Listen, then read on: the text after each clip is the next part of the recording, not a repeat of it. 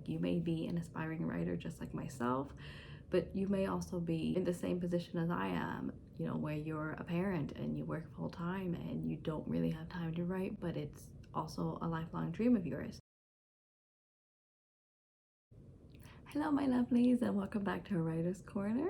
My name is Lysa Shimkus, and I am a mom of two.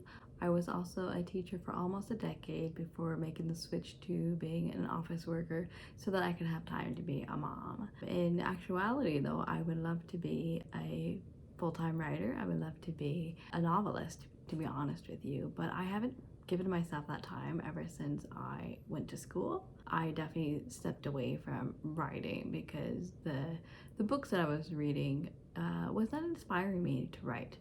I did a lot of textbooks and textbooks are really boring, which meant that my writing was very boring.